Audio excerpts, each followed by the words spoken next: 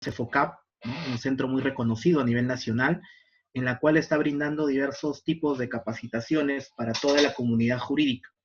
Específicamente, ¿no? Netamente lo detallado al ámbito del derecho penal que nos atañe a nosotros, ya que se desarrolla también en otros ámbitos como derecho civil, constitucional, administrativo, etcétera, hasta temas de lengua, ¿no? Como cursos de quechua. Entonces, es un centro en la cual tiene mucha acogida, que hemos visto a través de este sistema, esta modalidad Zoom, y vamos a tratar de hacer la clase dinámica a efecto de que nosotros comprendamos, ¿no? Desde un primer momento, antes de llegar a estudiar los acuerdos plenarios y las sentencias casatorias más importantes, voy a tomar en cuenta también a explicar netamente de manera sucinta el proceso penal, ¿no? Agradezco también la participación de diversos alumnos, ¿no? De la Universidad Particular de Chiclayo, he visto algunos alumnos de la Universidad Santo Toribio y Mogrovejo. Un gusto saludarlos después de mucho tiempo. Como bien se refiere en la actualidad, ¿no? Ya a nivel nacional está entrando paulatinamente en vigencia el nuevo modelo procesal penal, el nuevo Código Procesal Penal. Entonces, es necesario nosotros conocer no solamente la técnica de litigación oral, que es muy importante, sino también conocer, ¿no? Interpretar, en primer lugar, la institución dogmática del proceso mismo en sí, los fines del proceso, y también toda la regulación normativa que establece nuestro Código Procesal Penal, el cual fue promulgado en el año 2004 y fue ingresando de manera paulativa a partir del año 2006 en diversos distritos judiciales. Por lo tanto, nosotros, para conocer el eje y maneje, como lo llaman algunos, del proceso penal, en primer lugar debemos conocer desde un momento los principios. Si no tenemos en cuenta o no podemos identificar los principios que van a limitar, en este caso, y van a profundizar y nos van a saber, nos van a en este caso nos va a permitir conocer diversos métodos de interpretación, pues nosotros debemos conocer los principios. Para eso he traído algunas diapositivas, las cuales vamos a comenzar a compartir, ¿no? En este momento, y vamos a verificar lo siguiente. El nuevo modelo procesal penal, como lo manifestaba, ya separa las funciones, ¿no? A diferencia del Código de Procedimientos Penales, ¿no? Antes de la entrada en vigencia del nuevo Código Procesal Penal. Es decir, las funciones de investigar y juzgar ya se encuentran separadas.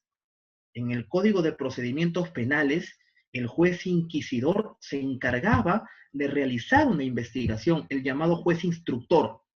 Ya con el nuevo modelo procesal penal, la función de investigar automáticamente la dirige al titular de la acción penal, que en este caso es el fiscal. Ya el juez de juzgamiento, según la cuantía de pena, sea el unipersonal o el colegiado, ya van a ser los encargados de proceder a su juzgamiento. También hay un juez de garantías, el llamado juez de investigación preparatoria, que va a resolver cualquier tipo de cuestión, en este caso de competencia, contiendas de competencia, medidas coercitivas, sean las personales o las reales. Pero netamente los jueces de juzgamiento, los que se van a encargar de juzgar, son el juez unipersonal o el juez de colegiado.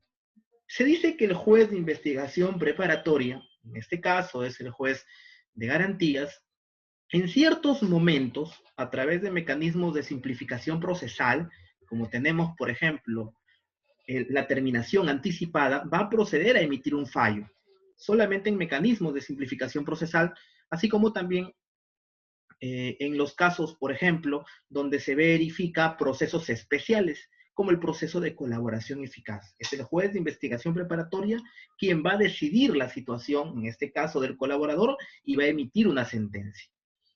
El fiscal dirige de manera objetiva la investigación. Hay que tener en cuenta nosotros que el principio de objetividad lo tiene ¿quién? El Ministerio Público a través del fiscal. Muchas veces se confunde el término, se manifiesta de que la objetividad parte también del juez, pero el juez, al ser considerado no sujeto, sino un tercero imparcial, él no va a tener ninguna, en este caso, vinculación con alguna de las partes. Por el contrario, va a resolver, en este caso, de forma primando el principio de imparcialidad. En consecuencia, la fiscalía tiene la objetividad, actúa de manera objetiva. El juez es el imparcial. Es ahí donde el juez va a resolver los pedidos de las partes. Es decir, en el nuevo modelo procesal penal, el juez netamente debe resolver los pedidos de las partes. En este caso, tanto del Ministerio Público como de la defensa técnica, del actor civil, tercero civil, etc. ¿Ya? ¿Por qué? Porque se está confundiendo muchas veces de que el juez, ¿no?, en algunos lugares extralimita y resuelve de oficio situaciones en las cuales él ni siquiera ha sido una controversia planteada por alguna de las partes. Entonces, es discutible y hay que analizarlo y hay que verificarlo con pinzas, porque el nuevo modelo procesal penal, al ser el juez un tercero imparcial, resuelve a pedido de parte. La oralidad es garantía en el juicio, como principio fundamental para nuestro nuevo modelo procesal penal. Principio de oralidad. Todo pedido presentado por las partes debe oralizarse, es decir, debe ser explicado ante el órgano jurisdiccional a través de este principio, la oralidad. Pero en la etapa más importante, donde ya se resuelve, ¿no?, un pedido de una condena o donde se actúa toda la actividad probatoria, que es en la etapa del juzgamiento, y ahí vamos a conocer otros principios como la inmediación y también la publicidad. Como decíamos, las características de la investigación, netamente. No olvidemos nosotros que el modelo procesal penal, el proceso en sí, tiene etapas. Considerada en un primer momento, que es la etapa indagatoria, que es la investigación preliminar, ¿no? Posteriormente, que comprende, que es la investigación preparatoria, que comprende la preliminar, pero con plazos distintos. Posteriormente tenemos la etapa intermedia y después la etapa más importante, que es la etapa de juzgamiento, el juicio oral.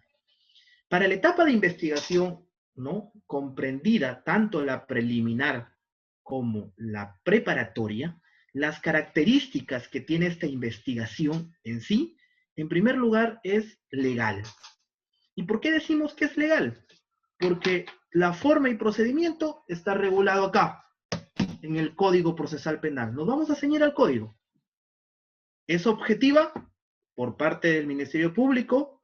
La investigación netamente no debe fundarse en elementos de convicción que suponga proposiciones fácticas. Se debe recopilar todo tipo de información. Ojo, por eso se dice que el fiscal es objetivo, porque reúne durante la investigación elementos de convicción. Mucho se confunde, hasta en las mismas audiencias, ¿no? Estamos discutiendo o estamos en una etapa de investigación preparatoria y se debate o se menciona que ya se está hablando de prueba. No olvidemos que la prueba recién se va a actuar en el juicio, en la última etapa. Por eso es que en la etapa de investigación, no olviden este término, se habla de elementos de convicción. Estos elementos de convicción, cuya investigación está a cargo del fiscal, investigación preparatoria, debe reunirlas tanto de cargo, es decir, las postuladas por el Ministerio Público, como también las de descargo. Los descargos que emite, en este caso, la defensa técnica a través o de los mismos imputados. Es dinámica, también es proactiva, la investigación es como característica, es reservada, es garantista, se respeta derechos y garantías del imputado y de la víctima, es continua, por cuanto progresivamente durante la investigación se va a recopilar diverso tipo de información, es flexible, no es rígida, en el sentido de que la estrategia de investigación es creativa, se promueve a nivel del Ministerio Público un trabajo en equipo, se retroalimenta, ¿no? Si es que en un momento el fiscal que tiene a cargo una investigación se encuentra delicado de salud o por razones que ajenas a su voluntad no puede concurrir, en este caso, a levantar un acta o a una audiencia, es flexible. En este caso puede reemplazarlo otra persona, otro fiscal. Se trabaja en equipo. Es eficiente, es lo que se busca en la investigación, que sea eficiente, que se busque un adecuado uso de los mecanismos para el logro de los objetivos, no que tengamos la carpeta fiscal y solamente con la disposición de inicio y quede y pase automáticamente los 120 días y quede ahí, en algunos le dicen, ¿no?, en el sueño de los muertos. Pues no, tiene que ser eficiente esta investigación. Y también la investigación privilegia salidas alternativas. ¿Qué significa eso? Que de acuerdo a la característica del mismo delito, se puede aplicar diversas salidas alternativas. Como por ejemplo, en una conducción en estado de ebriedad, son mínimas lesiones al bien jurídico, son delitos de mínima lesividad, pero el código para aquello debería concurrir o recurrir a un juzgamiento si es que puede aplicar una medida alternativa, un principio de oportunidad, un acuerdo reparatorio, un caso culposo, y también las figuras, en este caso, de terminación anticipada, propio de la investigación netamente dicha. ¿Ya?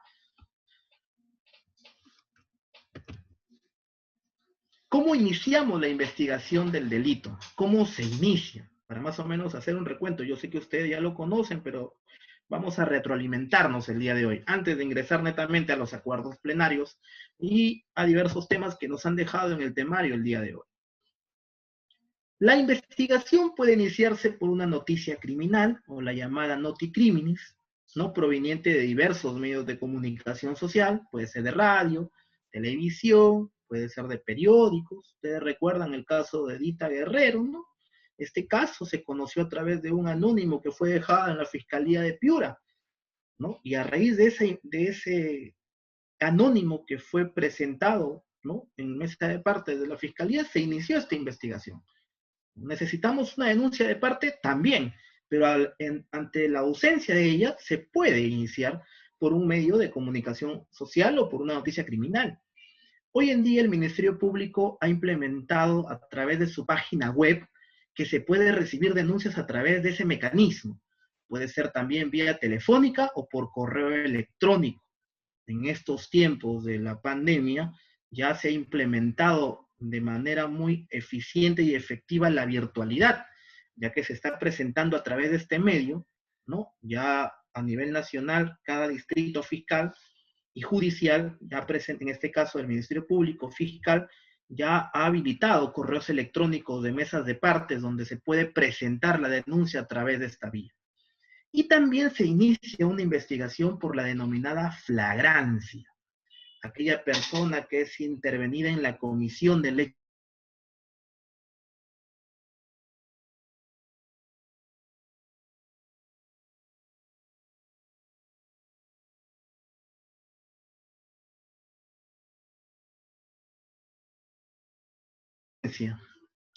para conocer nosotros o para entender y poder aplicar, ¿no?, el proceso en sí, debemos conocer los principios procesales. Y voy a explicarlos de manera sucinta, ¿no? Tenemos el primer principio, que es el principio de la tutela jurisdiccional efectiva, ¿no?, también plasmada en los diversos ámbitos del derecho. Netamente nos atañe al derecho penal. En primer lugar, la justicia penal es gratuita.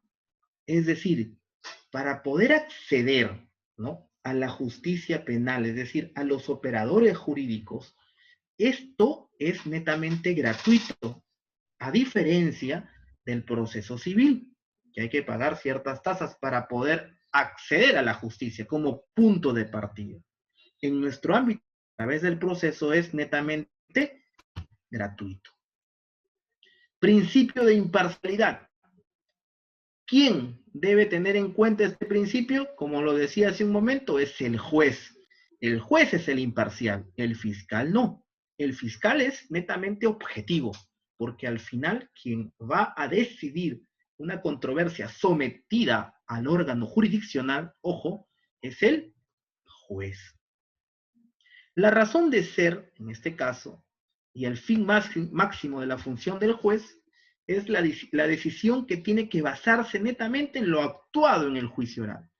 Nada más. Y únicamente teniendo en cuenta el derecho. No puede basarse en una cierta particularidad y favorecimiento a una de las partes. No. Su conducta es netamente neutra. Y al estar considerado como un tercero imparcial, él tiene que resolver evitando cualquier tipo de arbitrariedad. Únicamente a lo actuado en el juzgamiento y a la norma vigente. Y en eso, él tiene que emitir su resolución. El principio de jurisdiccionalidad, previsto también en los principios procesales, ¿no? Este principio netamente abarca que la justicia debe ser aplicada de manera imparcial por los órganos jurisdiccionales competentes.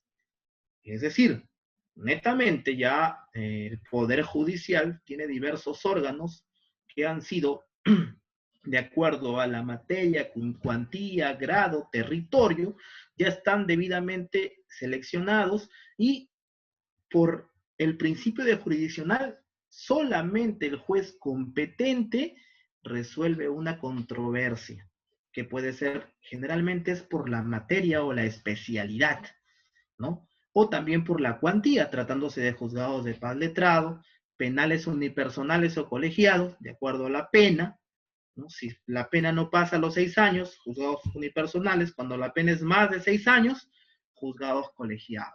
Las salas penales de las Cortes Superiores, en este caso, resuelven en segunda instancia una apelación de un auto, sentencia, ¿no?, que ha sido sometido tanto por los juzgados de investigación preparatoria o por los juzgados penales unipersonales o colegiados. Y la sala penal de la Corte Suprema, que resuelve en este caso los recursos de casación planteados en su momento en este caso lo plantean ante la Sala Penal de la Corte Superior.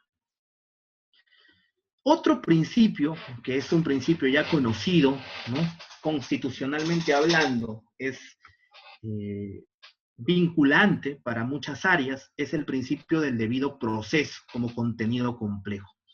Este principio abarca diversos derechos continentes que también guardan relación directa, ojo, con el proceso penal.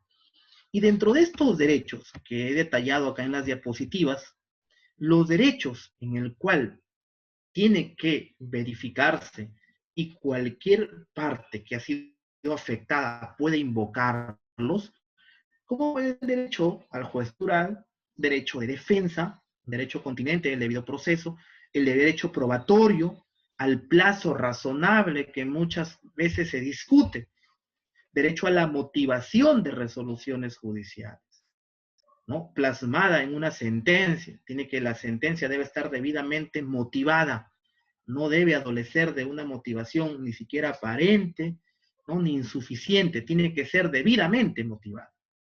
Otro derecho es el derecho a la impugnación. Todo auto, sentencias, es materia de impugnación.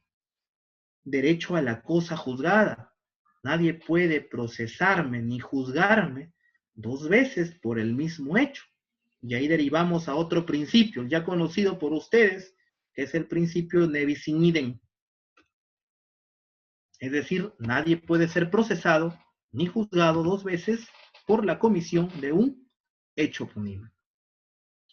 Lo que siempre es materia de debate y que siempre se exige un control es al llamado plazo razonable, como un derecho que es contenido al debido proceso. ¿Por qué razón? Porque en la actualidad se discute mucho ello. El derecho al plazo razonable. ¿Cómo es que se debe verificar? un plazo de una investigación y si ésta resulta o no razonable. Si una investigación preparatoria tiene un plazo de 120 días y ha sido, en este caso, ampliada o prorrogada por 120 días más, hay que verificar que este plazo no siempre va a ser el máximo, que muchas veces, ojo, se establece también un plazo llamado estrictamente necesario. Es decir, si yo tengo una investigación en la cual me bastaría culminarla en un plazo de 120 días, sin embargo, ¿no?, amplío la misma cuando no tiene una razón de ser o una finalidad, estoy vulnerando el plazo razonable. Doctor, pero el plazo legal sí me permite prorrogarlo por 120 días más. Sí, pero también se vulnera el plazo razonable si es que has prorrogado ese plazo cuando no tienes ninguna finalidad para realizarlo. Por eso es que llamamos que es el plazo estrictamente razonable. La Corte Suprema, en el recurso de nulidad 322 del 2011, ¿no?, Lima, ha establecido cuándo nosotros podemos establecer un plazo razonable. Y aquí vamos a verificar, en primer lugar, la complejidad del asunto, ¿no? ¿Qué compleja es la investigación o no? De acuerdo al número de imputados, de acuerdo a los diversos actos de investigación que hay que realizar. La actividad procesal del interesado. Hay que verificar cuál es el comportamiento dentro del proceso penal del imputado. Si tiene comportamientos o no obstruccionistas, o quizá su comportamiento ha sido conforme, entonces todo eso también verificamos en el plazo razonable. Y también la actuación de los órganos jurisdiccionales. Sabemos en la actualidad que existe una excesiva carga procesal y los casos que establece, ¿no?, o los plazos que establece el Código Procesal Penal muchas veces no se cumplen debido a la excesiva carga procesal. Y la Corte Suprema ha establecido que también debe verificarse la actuación de estos órganos jurisdiccionales para verificar el plazo razonable. Este análisis debe realizarse de forma conjunta. Principio de oralidad, como les decía al inicio, ¿no?, una herramienta, en este caso, que permite a las partes expresar de manera oral en forma directa al juez, ¿no? Se expresan las partes y también se actúa la prueba. Publicidad, ¿no?, está relacionada también con el principio de oralidad, concierne al control de justicia penal por la colectividad y consolida la confianza pública. Principio de contradicción también, como parte de los principios procesales, es decir, que las partes, las cuales van a acceder al proceso penal, cualquiera sea ellas, tienen una posición. Y ambas disponen de todas las facultades procesales, ¿no?, que van a invocar al órgano jurisdiccional, ¿no?, una resolución de cierto conflicto, sea a su favor o no. Y cualquiera de las partes tiene su derecho a contradicción. No siempre va a ser la defensa técnica quien contradiga la versión del fiscal, sino también el fiscal, como parte del proceso, va a ejercer también este principio de contradicción. Por eso es que se garantiza, en este caso hablando, el derecho de defensa. Nadie puede ser sancionado sin ser oído y vencido en el juzgamiento. Principio de inmediación, ¿no? El juzgador tiene contacto directo. ¿Con quién? Con los que participan en el proceso. Una cosa es ¿y dónde se efectiviza este principio de inmediación? En el juzgamiento, netamente. El juez tiene contacto directo con la prueba. Se le va a examinar al órgano de prueba, a los testigos, a los peritos. Se le va a examinar, en este caso, al acusado. Se va a verificar quizá en este caso, las pruebas del delito, en ese momento. Entonces, le corresponde al juez también ejercer este principio de inmediación. ¿Para qué? Para resolver también de acuerdo a lo que se ha actuado en el juicio. Hay una controversia en la actualidad respecto al principio de inmediación. ¿Cuál es? Ustedes saben, ¿no?, que estamos en una época muy difícil y las audiencias públicas no se vienen realizando de manera presencial, sino a través de esos sistemas Zoom, en la actual sistema Google, ese sistema es que estamos realizando las audiencias. Pero el principio de inmediación establece de que el juez debe tener contacto directo, en este caso, la prueba o con los órganos de prueba, que son los testigos y peritos. Entonces, hay una discusión por parte de algunas personas que está vulnerando el principio de inmediación si las ciencias se vienen realizando a través de ese sistema Google Meet. Estamos en una emergencia. Hay contraposición de principios. Por un lado, exigen el derecho al plazo razonable, ya que desde marzo hasta la fecha ha habido una suspensión de plazos procesales por parte del Consejo Ejecutivo del Poder Judicial, pero por otro lado, manifiestan que hay una contraposición con el principio de inmediación. Por un lado, quiero ser o resolver el proceso a través de estos medios para no vulnerar el plazo, y por otro lado, afirman que se está vulnerando el principio de inmediación. Entonces, entraría en contraposición, ¿no? Hay una discusión, sin embargo, el Código Procesal Penal establece mecanismos en los cuales nos podemos ayudar de la tecnología, como a través de esos sistemas, medios, videoconferencia u otros, en las cuales se puede llevar a cabo un interrogatorio de un perito o testigo a través de esos sistemas de videoconferencia. Está permitido, la norma lo prevé. Por lo tanto, considero de que no se estaría vulnerando el principio de inmediación en estos tiempos, ya que el juzgamiento se podría realizar a través de estos medios. Igualdad de armas, principio básico del nuevo modelo procesal penal. Las partes ingresan en igualdad de oportunidades, igualdad de obligaciones y también tienen las mismas cargas. No puede haber ningún privilegio a ninguna de las partes. Doctor, soy abogado defensor, pero siempre el juez resuelve a favor del fiscal. Me voy y el juez declara fundado todos los requerimientos del Ministerio Público. Habría que conocer la situación en específico, ¿no? Si en realidad tú has tenido las mismas oportunidades que el Ministerio Público. En igualdad de armas, es decir, en igualdad de oportunidades, se van a resolver estos conflictos suscitados dentro del proceso penal. Es decir, nadie debe tener privilegios, y estos privilegios no debe ni siquiera otorgarlos el juez. Es igualdad de armas, igualdad de oportunidades para ambas partes. A nivel de proceso penal, tanto el Ministerio Público como la defensa técnica tienen las mismas oportunidades dentro de ese proceso. Ojo, no estoy hablando de forma funcional. Funcionalmente hay otro nivel, pero a nivel del proceso sí. La actuación debe ser equitativa.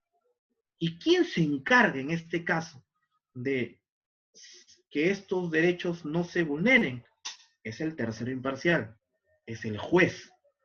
El juez es el encargado de verificar de que las partes tengan las mismas oportunidades y no debe ni siquiera dar un privilegio a ninguna de ellas. A ninguna de ellas. Doctor, pero siempre que el fiscal pide reprogramación, el juez accede. Pero cuando el defensor público pide reprogramación, el juez automáticamente no acepta, y es más, ¿no?, muchas veces informa a la Defensoría Pública, no del distrito, sino de Lima. Y ahí entra un debate, ¿no? Porque a uno sí, porque a otro no. El juez no debe, bajo ningún punto, tener esos tipos de privilegios. La igualdad es para ambas partes. Presunción de inocencia, ya este derecho se va a determinar ya en una etapa final, que es netamente en el juzgamiento, donde ya se va a actuar la prueba. La carga de la prueba le corresponde exclusivamente ¿a quién? Al Ministerio Público, no a la defensa. Bueno, en ciertos delitos muchas veces se revierte la carga de la prueba, como el delito de lavado de activos, pero de manera general, la carga de la prueba le corresponde al Ministerio Público. Él va a probar que Juan Pérez mató a Pedro. En este caso le corresponde al Ministerio Público probar dónde, cómo, cuándo y en qué circunstancias se realizó ese delito contra la vida, el cuerpo y la salud. La prueba debe practicarse únicamente en el juzgamiento. ¿Quién está a cargo? El órgano jurisdiccional, respetando las debidas garantías. Les decía hace un momento del principio de nevis in idem, ¿no? ¿Qué significa el principio nevis in idem? Es decir, comprende de que o comporta la imposibilidad de que una persona sea perseguida 2 veces o más por un mismo hecho. Ahí hablamos de un nevis in idem procesal, administrativo y muchas veces sancionador. Ojo, nevis in idem procesal, pero también hay una discusión. Es decir, algunos alegan que habiendo sido sancionados en la vía administrativa, porque es que en el juzgado, fiscalía, se me sigue una investigación si ya tengo una sanción administrativa. El mismo Código Procesal Penal establece, ¿qué cosa? Que el derecho penal tiene preeminencia sobre el derecho administrativo. Es decir, que fácilmente puedes tener una investigación civil, una investigación administrativa ante el órgano instructor de la Contraloría, y a la vez puedes también ser perseguido por una acción penal ante el Ministerio Público. ¿Por qué? Porque el derecho penal tiene preeminencia sobre el derecho administrativo.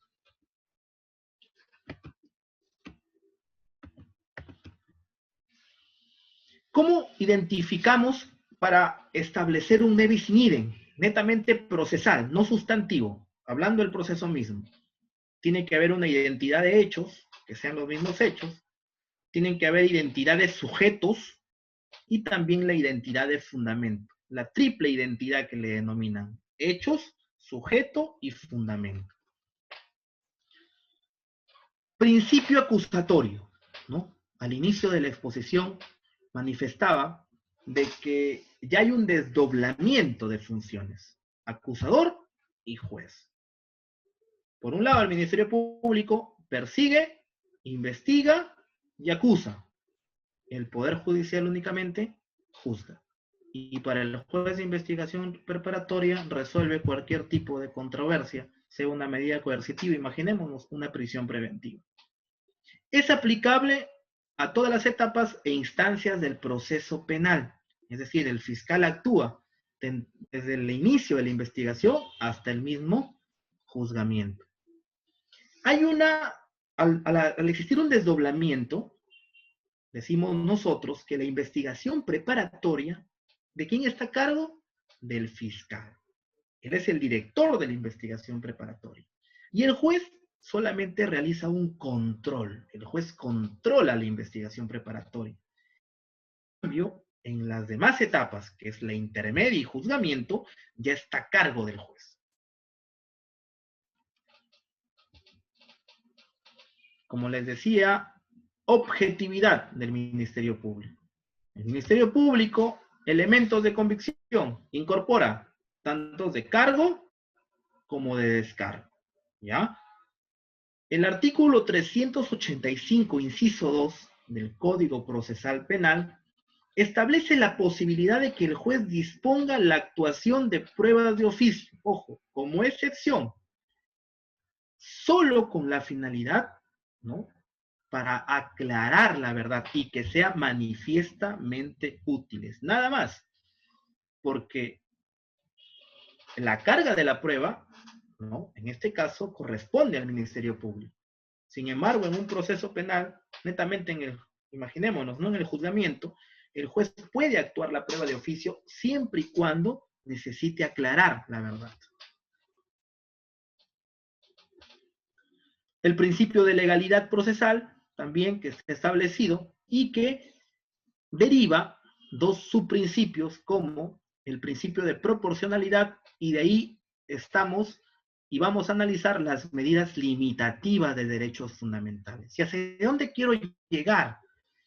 Quiero llegar a establecer, en este caso, en qué supuestos se puede limitar un derecho fundamental. No olvidemos que los derechos fundamentales no son absolutos. Pueden ser materias de restricciones. Por ejemplo, la libertad. La libertad ambulatoria no es absoluta. Puede ser materia de restricción. Es más, a través de una medida cautelar personal, como es en el caso de la prisión preventiva. ¿Cómo se aplica la ley procesal penal? ¿Cómo aplicamos la ley procesal penal? ¿Guarda relación con la aplicación al lugar de comisión o al momento de comisión de los hechos? ¿O la entrada en vigencia de la norma procesal? Hay que tener en cuenta muchas veces eso. Imaginémonos nosotros de que los hechos habrían ocurrido, ¿no?, en el año 2013. ¿Ya? Imaginémonos que en el año 2013, ¿no?, la aplicación respecto al tema sustantivo, no procesal, tema material, es aplicación inmediata de la norma. Automáticamente voy al Código Penal y verifico la norma que es de aplicación, pero la procesal se aplica desde el momento en que está en vigencia la norma procesal. No respecto a los hechos, sino la aplicación de la ley procesal vigente, no respecto a los hechos. Bueno, los tipos de interpretación, ¿no? Hablaremos nosotros también de manera general la analogía, que también se permite aplicar un supuesto de hecho a otro dentro de la norma penal, dos supuestos de hechos que sean semejantes siempre y cuando favorezca al reo, la llamada analogía in bonam partem, y también todo es aplicado de manera extensiva en caso de duda insalvable, nada más aplicando el principio de favorabilidad. Otro principio importante regulado en el nuevo Código Procesal Penal es la legitimidad de la prueba. Hoy en día es discutible este tema. ¿Cuándo hablamos nosotros de prueba ilícita o prohibida o prueba irregular?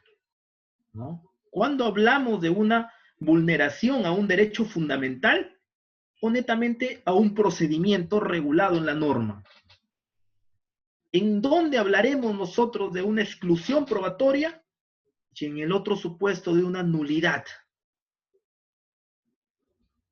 Para diferenciar, diríamos que si se actúa una prueba, ¿no?, que ha sido obtenida en violación de los derechos fundamentales constitucionales, automáticamente esta prueba tiene que ser excluida.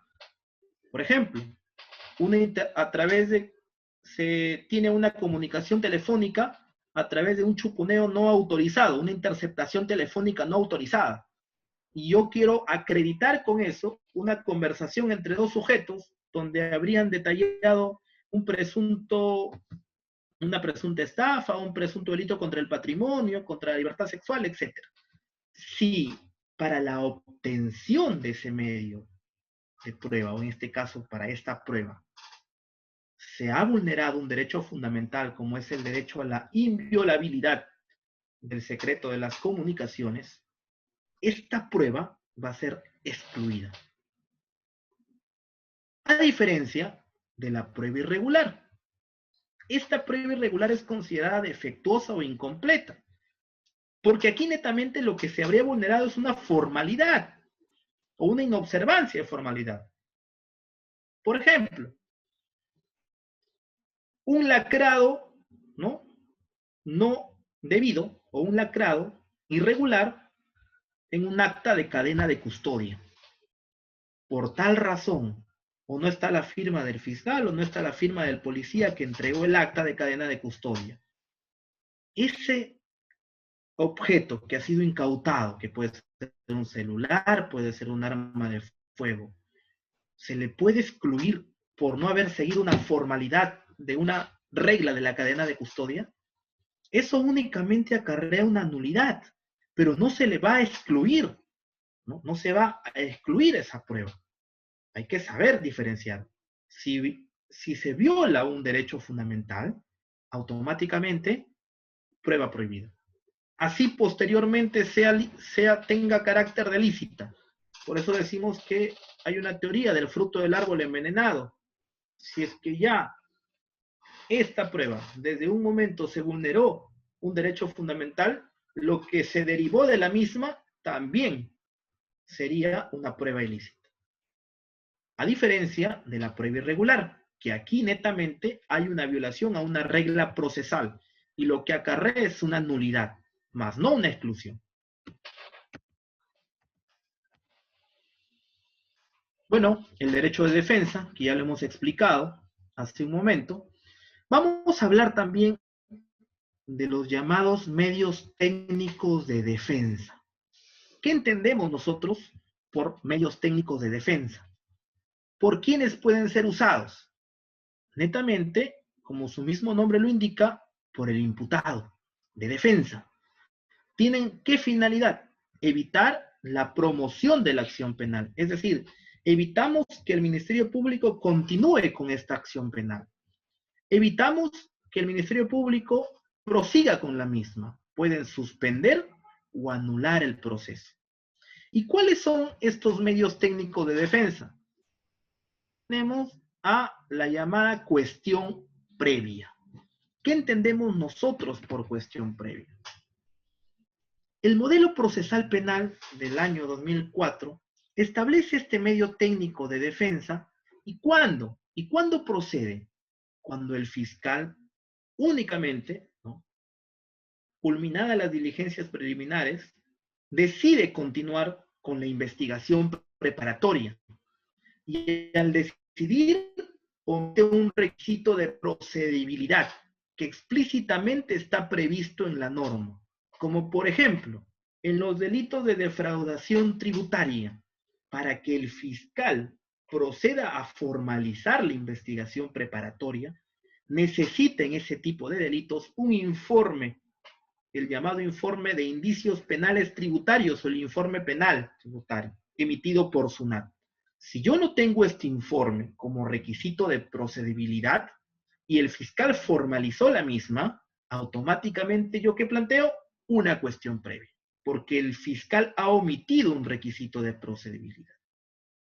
Lo que sí es claro es que en una cuestión previa, ojo, no genera cosa juzgada o que se anule lo actuado. Únicamente se le dice al fiscal que, en este caso, cumple este requisito omitido para que la investigación preparatoria pueda reiniciarse, pueda continuarse. Únicamente con esa finalidad, nada más. ¿Y qué pasaría? Si el órgano jurisdiccional declara fundado, automáticamente anulará lo actuado, pero ojo, no va a anular todo el proceso. ¿Ya? Solamente lo actuado posteriormente a la omisión del requisito de procedibilidad. A diferencia de la cuestión prejudicial, son otro medio técnico de defensa, ¿no? En este caso es cuando vamos a verificar el carácter delictuoso del hecho incriminado. Es decir, este carácter delictuoso es materia de análisis en otro proceso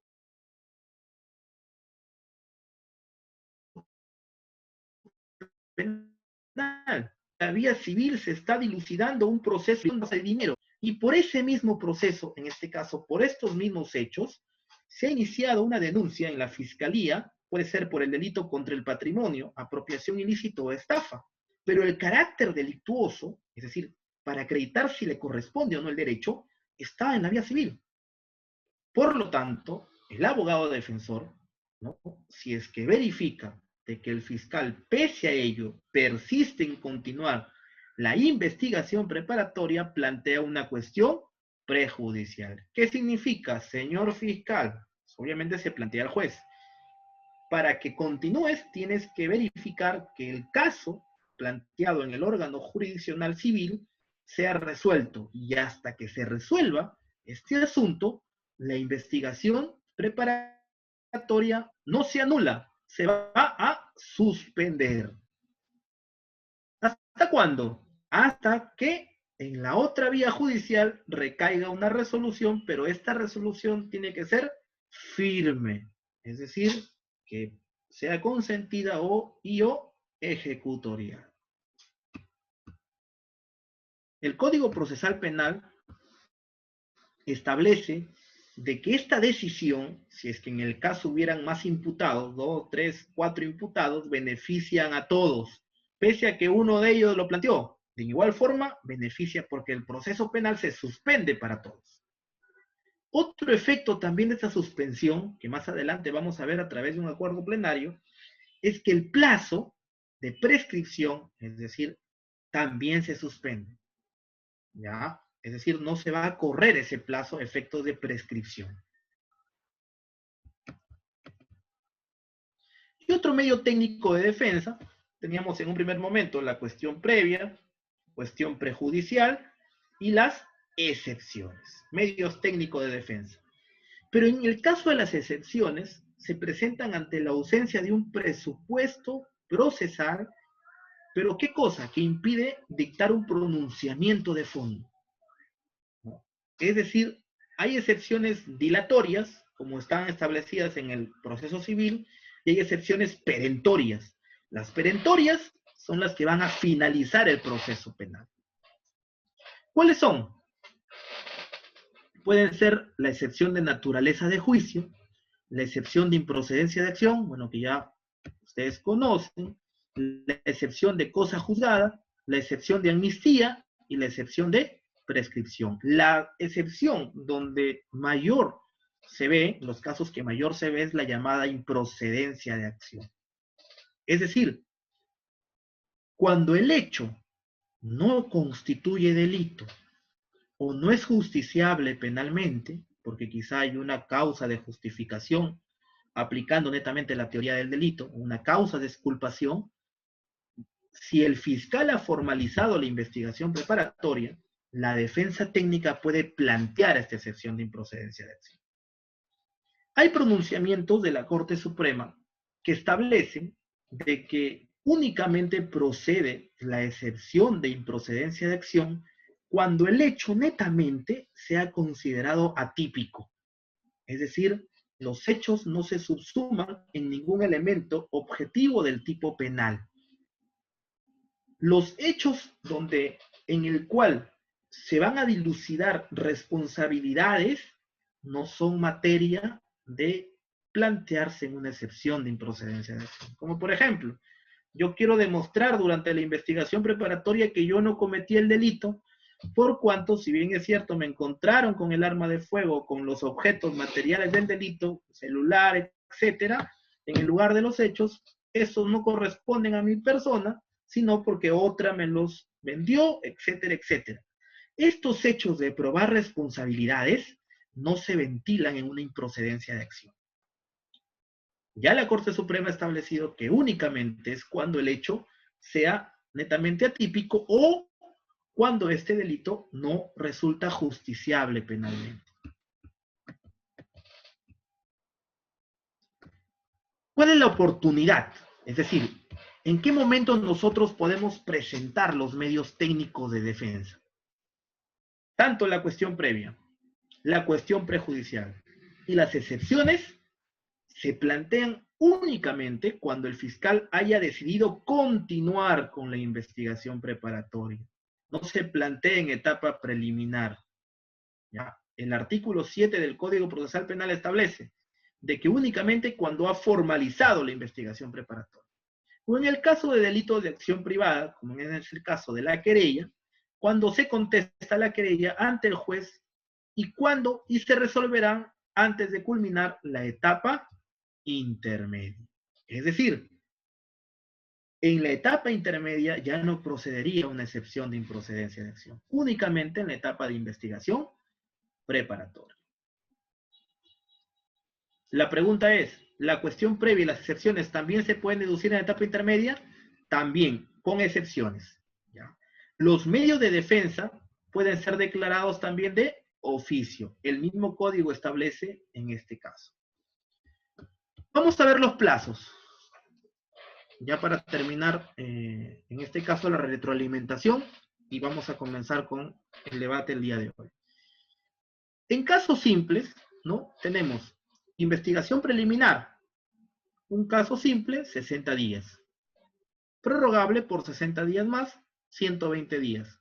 La casación 02-2008 de la libertad ha establecido ese plazo en un caso simple. En un caso complejo, la casación 144-2012 de Ancash ha establecido que el máximo es de 8 meses.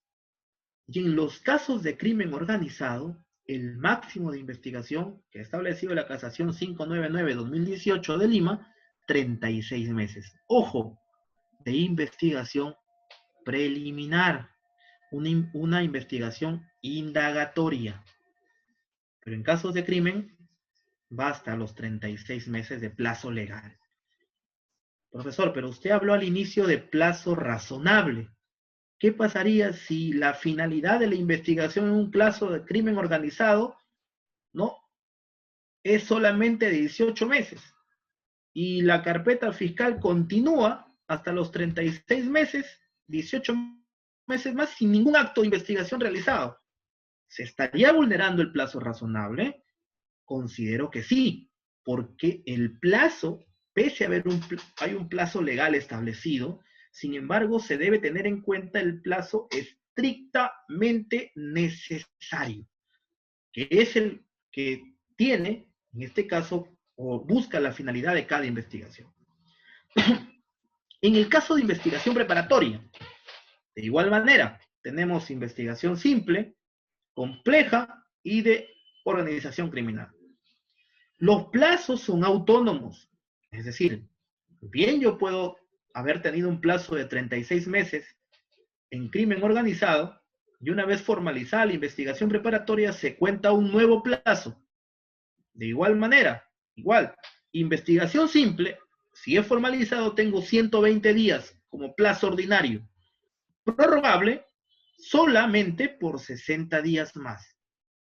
En caso de investigación compleja, tengo 8 meses de investigación prorrogable por 8 meses más. Aquí viene un problema. En la investigación preparatoria, netamente la investigación compleja, la prórroga hay que solicitarla al juez de investigación preparatoria. Es el juez de investigación preparatoria, como les decía hace un momento, aquel que controla la investigación, no la dirige, porque la dirige el fiscal, es aquel que va a conceder, en este caso a través de una disposición de una resolución que declara fundada la prórroga, ha pedido del Ministerio Público la prórroga de la investigación en los casos complejos. En igual forma, en investigaciones de organizaciones criminales, 36 meses, plazo ordinario. La prórroga la tiene que establecer el juez de investigación preparatoria, correspondiente en este caso, según la especialidad. Una vez que hemos culminado estos plazos, ¿no?, al ingresar a la etapa intermedia, se concluye la investigación preparatoria. Es decir, hay un momento en que el fiscal va a decidir si va a proceder a acusar o va a proceder a efectuar un sobreseimiento. O en su defecto, realizar un requerimiento mixto. Acusación por un lado y sobreseimiento por otro. Hay un plazo, ¿no? En los casos simples tenemos 15 días. En los casos complejos, que ya ha existido una modificatoria en los últimos años, porque antes era para todos 15 días, han ampliado 15 días más, que son 30 días, para que el fiscal acuse. Y en los casos de crimen organizado, de igual forma, 30 días. Generalmente estos plazos, tratándose de casos complejos o de crimen organizado, realizar un requerimiento mixto acusatorio de sobreseimiento de una organización criminal, imaginémonos que tengamos 30 o 40 integrantes, hacer una acusación de en 30 días, es un plazo sumamente corto, que muchas veces no se va a cumplir. Pero realmente el código establece como máximo 30 días. ¿Por qué es necesario conocer el plazo? ¿Por qué es necesario vincularlo con el plazo razonable? Porque en el supuesto caso de el Ministerio Público excede estos plazos legales previstos por la norma procesal, o sea, conociendo que el juez de investigación preparatoria controla la investigación, más no la dirige, se puede recurrir al órgano jurisdiccional. ¿A través de qué? De la figura del control de plazo. El control de plazo es un mecanismo en el cual las partes, en este caso el imputado, de considerar o de advertir que esta investigación ha excedido el plazo, automáticamente solicita, en primer lugar, al Ministerio Público que concluya su investigación, si ha excedido el plazo, o al Ministerio Público que formule su requerimiento en el caso de que ha concluido la investigación. ¿Con qué finalidad? Para que, en el caso de que el Ministerio Público no se pronuncie, dentro del plazo de 5 días, recurro al juez de garantías para que el juez de garantías, a través de una audiencia, convoque a la llamada audiencia de control de plazo. Ahí el fiscal tiene que especificar por qué razón no se pronuncia en el plazo. Y de ser el caso, si el juez advierte que efectivamente ha transcurrido un plazo que no es el razonable, automáticamente declara fundado el plazo, control de plazo, y ordena que el fiscal se pronuncie y emita un pronunciamiento, sea en la etapa de investigación preliminar, preparatoria o en la conclusión de la misma. Otro aspecto a tener en cuenta y analizar son las llamadas medidas de coerción. Tenemos dos tipos de medidas de coerción: personales y reales. ¿Qué va a limitar estas medidas de coerción? El ejercicio de derechos fundamentales de las personas. Si hablamos de derechos fundamentales como la libertad, el secreto de las comunicaciones, en este caso el domicilio, ¿no? Estos derechos fundamentales están vinculados netamente a las medidas de coerciones personales. Pero si hablamos cuando se dirige contra el acervo patrimonial de los investigados, ¿no? Hablamos de medidas de coerciones reales. En medida de coerción personal, ¿no? La libertad, en este caso, puede ser una medida de coerción personal: prisión preventiva, comparecencia con restricciones, detención domiciliaria, detención preliminar, secreto de las comunicaciones, la interceptación del secreto, en este caso, de las comunicaciones, domicilio, el allanamiento, ¿no? En este caso, allanamiento de cerraje, incautación, quizá de un domicilio, son medidas que están reguladas en el Código Procesal Penal. Y las reales netamente son las medidas de embargo. Una medida de coerción importante a conocer es la llamada detención policial por flagrancia delictiva. No hay que confundirnos. La Constitución política, ¿no? Hace, si más no me equivoco, 2 años atrás, hubo una modificación constitucional, en el sentido de que cuánto tiempo una persona puede estar detenida, ¿no? A diferencia de la flagrancia. Hay una confusión que a veces se genera. La flagrancia, es decir, aquella persona que ha sido intervenida en la comisión del hecho punible, ¿no? O dentro de las 24 horas que ya voy a especificar hace un momento, esta flagrancia no ha cambiado, continúa con el plazo de 24 horas. Aquí no hablamos de detención. Cuando hablamos de detención policial, ya posterior a la detención, esta persona sí puede estar detenida 48 horas. Antes de la modificatoria era solamente 24, 24 y 24, pero ahora sí puede estar 48 horas. No, la flagrancia continúa con el término de 24 horas. La policía detendrá a una persona sin mandato judicial, siempre y cuando, ojo, siempre y cuando sorprenda a una persona en flagrante delito. ¿Qué pasaría si es en un supuesto dado, ¿no? Este requisito se incumple y esta persona en ningún momento ha sido sorprendida en la comisión de un hecho punible, o si dentro de las 24 horas es intervenida con un objeto material del delito, o a través de una cámara de videovigilancia, ¿no? Se advierte un registro donde esta persona dentro de esas 24 horas se ha verificado la comisión de un delito?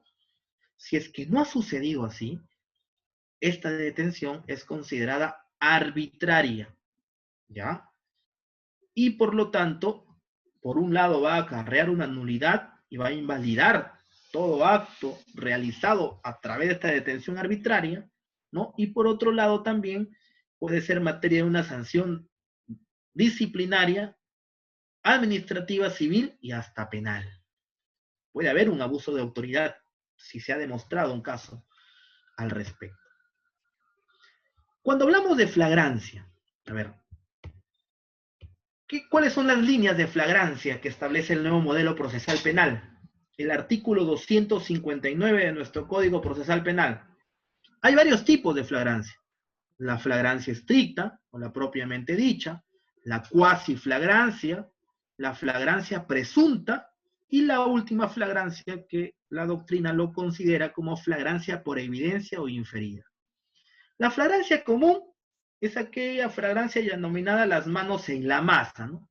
Aquella persona que se le interviene justamente cuando está arrebatando la cartera o el celular en plena ejecución y lo intervienen. Flagrancia propiamente dicha.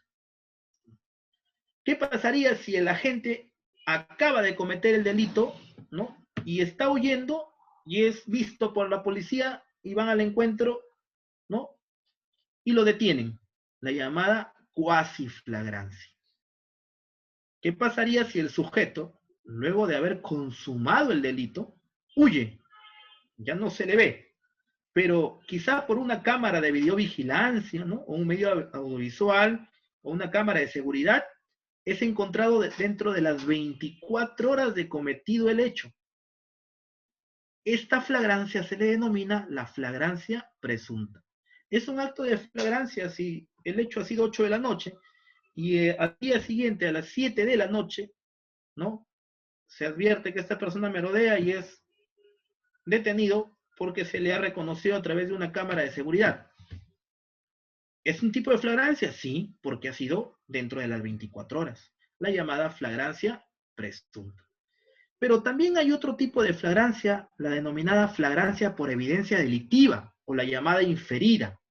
Es decir, que este delincuente es encontrado dentro de ese límite temporal de las 24 horas. ¿Pero con qué? Con la evidencia material, ¿no? Después de haber obviamente cometido el delito. Esta flagrancia se llama flagrancia por evidencia o inferida. Como vemos, el tiempo que dura esta flagrancia, es decir, para verificar que esta persona ha cometido el delito, tiene que ser dentro de las 24 horas. Si es detenido en la hora 12, desde su detención, en la actualidad, plazo máximo es de 48 horas sin orden judicial. ¿Ya? Ya la Constitución ya ha establecido una modificatoria. Antes eran 24, ahora son 48. No se debe confundir. La flagrancia no dura 48. Desde la detención es 48. La flagrancia es únicamente 24 horas. También hay una figura del llamado arresto ciudadano, ¿no? ¿Cómo consideramos al arresto ciudadano? Es una institución por la que un ciudadano, ante flagrancia delictiva, puede privar de su libertad al presunto autor o ponerlo a disposición de la autoridad policial. Cualquier ciudadano que verifica un hecho en el cual un ciudadano se encuentra bajo estos parámetros de flagrancia puede, en este caso, ejercer este derecho y automáticamente, en forma automática, ponerlo a disposición. Solamente a él o con los cuerpos del delito, ante la policía más cercana o ante la dependencia más cercana. Es la entrega, ojo, inmediata. No puedo tenerlo, bueno, en mi casa o tenerlo privado de su libertad un mayor tiempo hasta en el tiempo que me plazca la gana. No, de manera inmediata se debe entregar, en este caso al ciudadano, a la dependencia policial más cercana. Es un derecho que está establecido en el nuevo modelo procesal penal. Otra medida de coerción, tenemos la llamada detención preliminar, pero ya no por flagrancia, sino ya la judicial. Esta significa cuando ya tenemos una orden judicial de detención. ¿Cómo procede? En este caso, el juez de investigación preparatoria, el que controla la investigación preparatoria, siempre a requerimiento de quién, del fiscal, y sin trámite alguno, solamente dice el código, teniendo a la vista las actuaciones remitidas por aquel, dicta mandato de detención preliminar. ¿Cuándo? En primer lugar, ya no hay un supuesto de flagrancia delictiva. Porque si hubiera flagrancia, ya no me valgo en la preliminar judicial. Voy y lo intervengo. Pero aparte de que no haya flagrancia, ojo, se verifica que no hay razones plausibles para considerar, en este caso, que existan, perdón, razones plausibles para considerar que una persona ha cometido un delito, pero aquí establece un quantum de pena superior a los 4 años de pena privativa de libertad. ¿Por qué? Porque puede tener cierta posibilidad de fuga, ojo, posibilidad o obstaculización de averiguar la verdad. Esta detención preliminar judicial, como su mismo nombre lo indica, ¿dónde tiene que realizarse? En la investigación preliminar antes de el inicio de investigación preparatoria. No puede ser una detención preliminar judicial en la investigación preparatoria, únicamente dentro del plazo de la investigación preliminar. Otro supuesto de esta detención preliminar es que el sorprendido en flagrante delito logre evitar su detención. Automáticamente, posteriormente, se fugue. O el detenido también fugue también de su lugar donde ha sido privado de su libertad. Vamos a establecer los plazos. Decimos, ¿no?, que la detención policial, bueno, en la actualidad, ¿no?, hay que tener en cuenta que el plazo ya es de 48 horas, ¿no? Ya ha habido una modificatoria constitucional, ya no es de 24, hago la corrección ahí. Pero en el caso de una detención preliminar judicial, si es otorgada por el juez, establece como plazo máximo de 72 horas. Es decir, el juez, al momento de emitir su resolución judicial, dice 72 horas de detención preliminar judicial. ¿Qué es lo que se realiza en ese tiempo? Las diligencias urgentes, pues no inaplazables, como el acta de intervención policial, las diligencias de su declaración, quizá un reconocimiento, etc. Excepcionalmente, si es que existe, ¿no?, que actuar o es necesario realizar mayores, ¿no?, en este caso actos de investigación importantes, como lo establece el 261, inciso 1 del nuevo Código Procesal Penal, como especial complejidad, son diversos imputados, más actos de investigación. El plazo máximo de la detención preliminar judicial es de 7 días. Hay otra discusión también, que hay una equivocación. ¿Desde dónde se cuenta? ¿Desde las 72 horas culminadas o como máximo 7 días? Lo que se debe entender acá es que el plazo máximo es de 7 días, desde el inicio hasta el final. Y ahí establece y lo cuenta las 72 horas.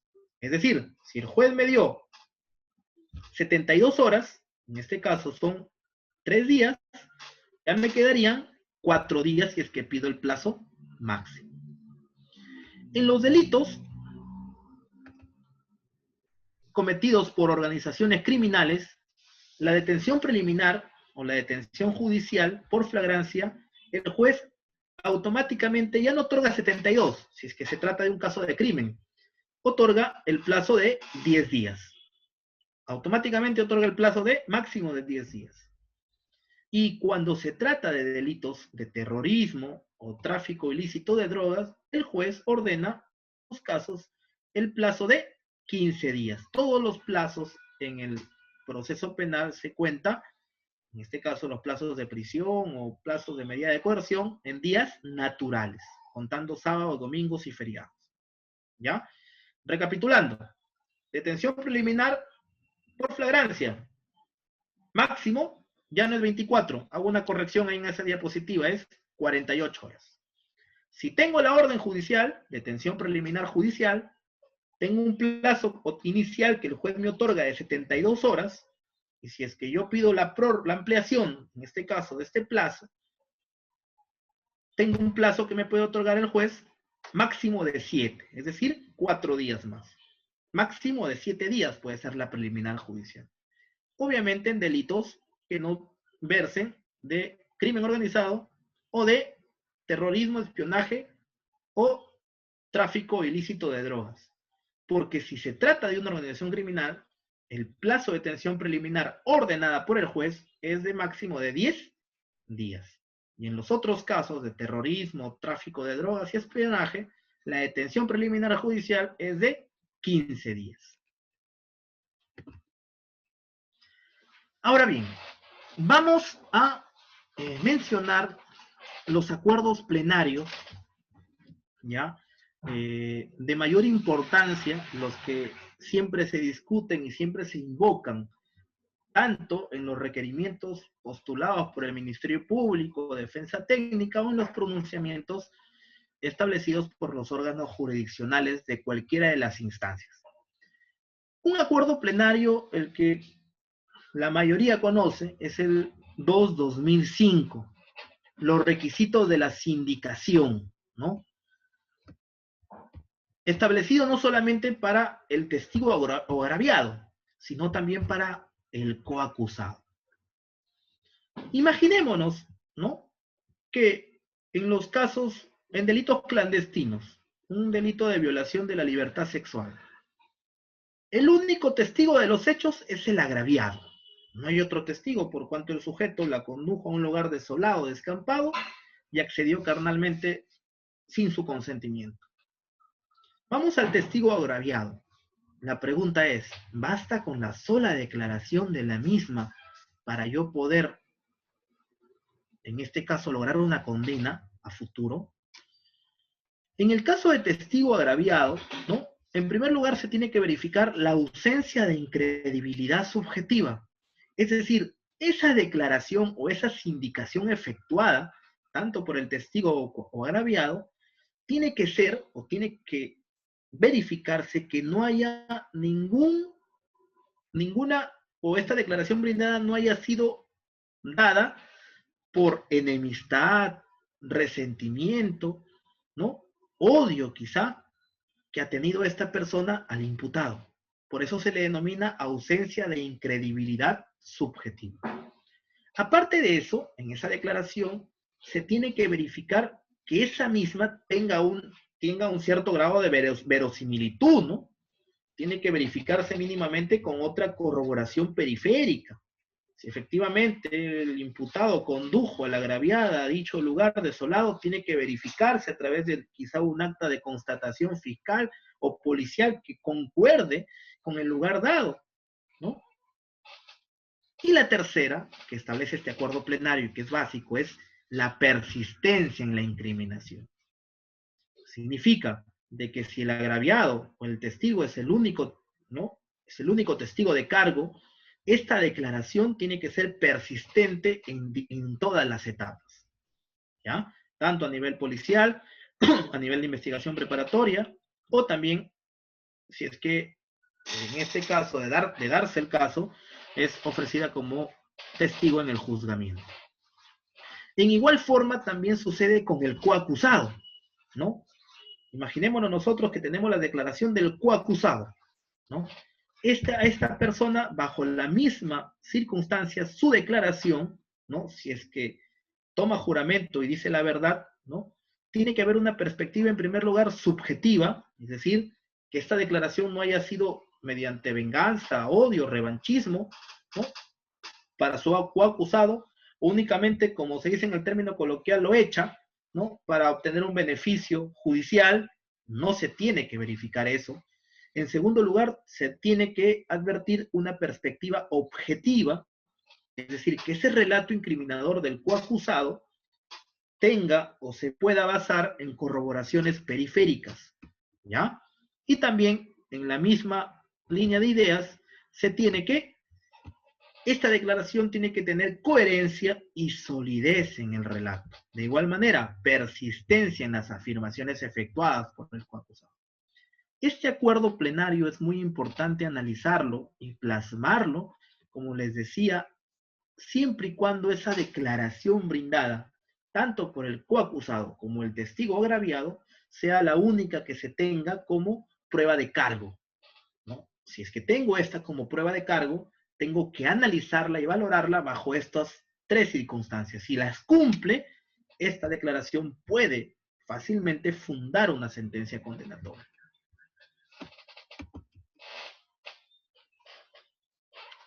Hay otro acuerdo plenario del año 2007, el 2-2007, ¿no? Vamos subiendo de años paulatinamente. El valor de la pericia no ratificada, ¿no?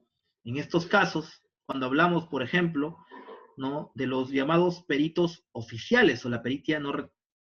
Tenemos que verificar en primer lugar que el perito es un experto en la materia y que para su incorporación en el proceso penal tiene diversos presupuestos establecidos en el 378, 383 y 181 del nuevo Código Procesal Penal.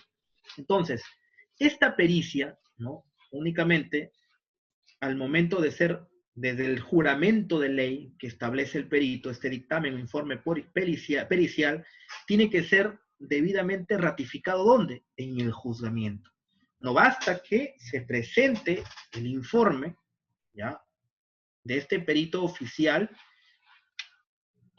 netamente con el mismo informe, sino que en el juzgamiento se ofrece el informe, pero a la vez se ofrece al órgano de prueba. Que hay discusión, algunos juzgadores refieren de que no, que únicamente se ofrece al órgano, al perito, más no al informe, ¿ya? Como documental, ya es discutible. ¿No? Pero para poder ratificar esa pericia, el perito tiene que plasmarlo en un juzgamiento y verificar y manifestar sus conclusiones de la misma. Según el nuevo modelo, resulta ineludible la presencia de peritos oficiales. ¿Qué pasaría si tenemos una pericia balística, ¿no?, emitida en el año 2017 dentro de la investigación preparatoria? Ustedes saben que por la carga procesal las audiencias se programan después de 2 años y muchas veces a 3 años posteriores. En el ámbito penal, sí demora la carga. Y en esos años subsiguientes, el perito, ¿no?, se encuentra en otro lugar, tratándose de oficiales. ¿Qué dice el acuerdo plenario? ¿Puede ratificarlo otro perito oficial? Por ejemplo, otro perito balístico. Sí. En el juzgamiento puede representar otro perito oficial, ¿no? Netamente si hablamos de los peritos oficiales para ratificar la pericia que ha sido emitida por otro perito también del mismo nivel oficial en la investigación preparatoria. El acuerdo 5 del año 2005 del 2008, los alcances de la conclusión anticipada. Medidas de simplificación procesal, ¿no? Tenemos por un lado la terminación anticipada, que procede, ¿no?, según el Código Procesal Penal, durante la investigación preparatoria hasta antes de iniciar la etapa intermedia, ¿no? Que en ese extremo hay una controversia, ¿no? Antes de hablar de conclusión anticipada, ¿qué es la terminación anticipada? El acusado acepta los cargos durante la investigación preparatoria y acepta su responsabilidad. Y se somete a un proceso especial a efecto de que la pena sea reducida en una sexta parte, tratándose de una terminación anticipada. ¿Qué dice el código? Que únicamente puede ser durante la investigación preparatoria, no en la etapa intermedia. Y hay un pronunciamiento del juzgado, tengo entendido, colegiado, en Trujillo, ¿no?, a través del doctor Tahuada Pilco, que manifiesta, ¿no?, este pronunciamiento de ¿Qué procedencia sería si la terminación anticipada lo hagamos en la etapa intermedia? La norma dice que solamente procede en la investigación preparatoria, pero realizando una interpretación por este colegiado, refiere de que cuando se entiende instalada la etapa intermedia o cuando se entiende formulada la acusación, desde el momento en que es oralizada e instalada la audiencia.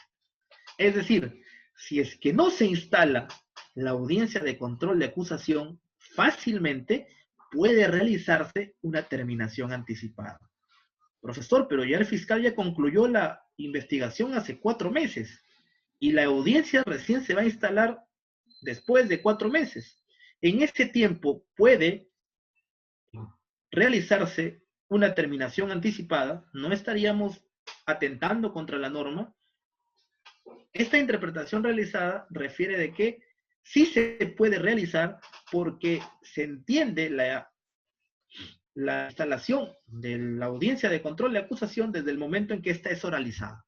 Por lo tanto, en ese periodo sí puedo postular una terminación anticipada. Varios órganos jurisdiccionales en la actualidad han llevado a cabo y han, en este caso, realizado audiencias de terminación anticipada, declarándolas fundadas posterior a la conclusión de la investigación. Ahora bien, vamos a la conclusión anticipada como mecanismo de simplificación procesal. Cuando hablamos de conclusión anticipada, automáticamente se nos viene a la mente de que ya hay una etapa en la cual se va a verificar esta. ¿Cuál es? La última etapa, el juzgamiento, ¿no? Es decir, en la etapa de juzgamiento, posterior a los alegatos, en este caso de apertura, o a los cargos formulados por el fiscal, ¿no? Ya desde la instalación, una vez instalada la audiencia, el acusado, ¿no? Al saber ya los cargos y ante la pregunta del juzgador, puede someterse, es decir, evitas el juicio y desde el inicio tú aceptas tanto pena o reparación civil y te puedes someter a la conclusión anticipada. ¿Cuál es el beneficio premial? El séptimo de la pena concreta que postulaba el fiscal. Hay una controversia también acá. Es decir, ¿no? ¿Qué pasaría si el acusado únicamente acepta pena? Es decir, la pena está conforme, pero en la reparación civil no acepta el monto propuesto por el actor civil. En este caso, bien puede, ¿no? Seguirse el debate únicamente en el extremo de reparación civil. Se le puede condenar a una persona, en este caso en una conclusión anticipada, una sentencia conformada, como le llaman, ¿no? Pero puede continuarse el debate por la reparación civil y posteriormente el juez va a dilucidar cuánto de monto le pondrían por reparación civil. ¿Ya? El séptimo de la pena, vamos al imputado, es decir, aquel imputado que acepta cargos en el juzgamiento. Este imputado puede ser considerado testigo por parte del órgano persecutor dentro del juzgamiento. Pues sí, este imputado conformado puede declarar en el juicio. El fiscal, ¿no? Durante el juzgamiento, en el momento oportuno, cuando se le pregunta y se le dice si es que tiene alguna nueva prueba que ofrecer, ofrece al imputado, pero ya no como imputado, sino como testigo, el denominado testigo impropio. Y este testigo va a ser de cargo de la fiscalía y puede seguirse las reglas del contradictorio, en este caso, posterior. Pero netamente el acusado, este acuerdo plenario, ¿no? En esa sentencia de conformidad, estos condenados, refiere, no son parte y están protegidos por el nebis in idem, ¿no? Y en consecuencia les es aplicable el régimen jurídico de los testigos, como les manifestaba en este momento, y tienen la obligación, obviamente, si ya son considerados como testigos, de concurrir y ser sometidos a las consecuencias penales, en este caso, si diera un falso testimonio de declaración en el juzgamiento. Vamos a otro acuerdo plenario, que es el 5/2009. De igual manera, ya lo hemos visto hace un momento, la terminación anticipada, ¿no? Respecto a la apelación, puede ser apelada por los demás sujetos procesales, fuera del fiscal y del imputado. ¿Cuál es el beneficio premial? El sexto de la pena. El control de legalidad lo efectúa el juez de investigación preparatoria. El acuerdo plenario 2 del 2012, ¿no? Algunos refieren de que este acuerdo plenario es el llamado acuerdo de la tutela de derechos respecto a la imputación necesaria. ¿Qué es lo que debe tener como